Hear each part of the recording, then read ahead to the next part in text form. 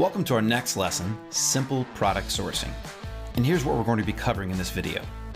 Why sourcing products is now easier than it ever has been, how to source products from the USA or EU, sourcing products from China, our simple sourcing system, and then some common pitfalls that you can avoid. Over the past several years, sourcing new products has become even easier for several reasons.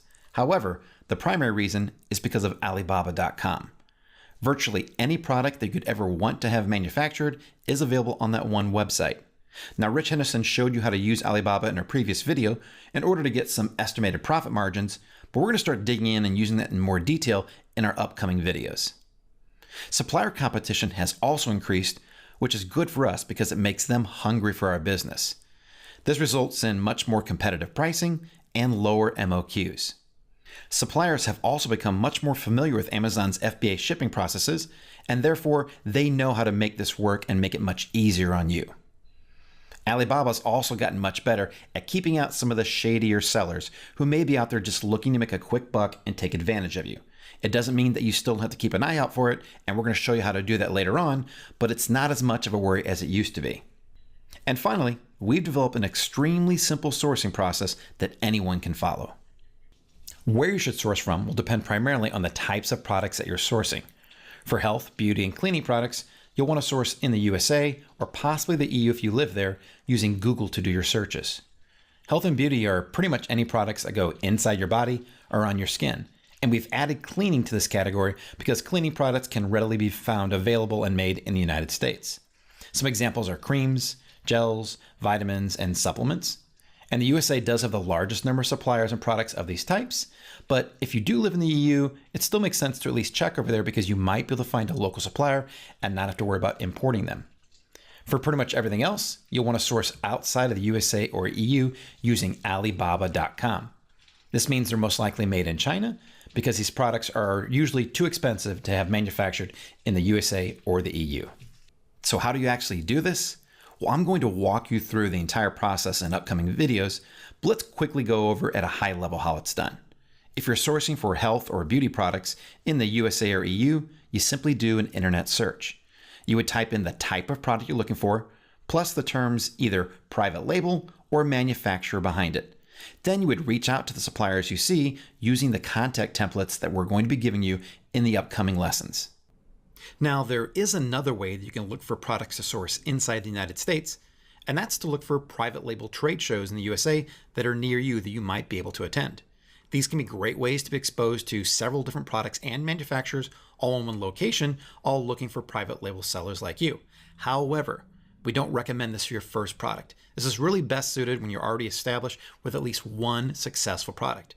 And the reason for that is that the manufacturers there will take you much more seriously if they know that you already have a brand up and selling. And secondly, we also don't want anything to hold you up from getting your first product live, and these different private label trade shows are spread out all throughout the year.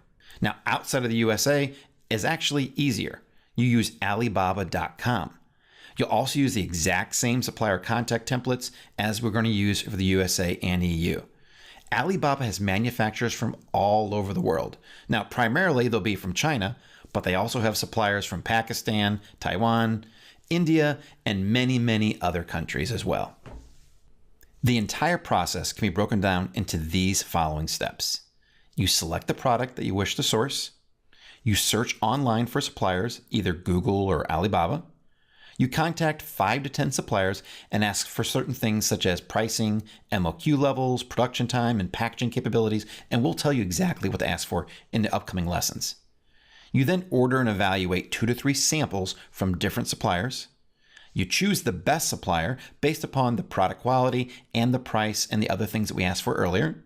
Then you work with the supplier on packaging and branding, and finally, you place your inventory order. Let's finish out this lesson by going over some common pitfalls that you'll want to try and avoid throughout this entire process. The first is basically fear.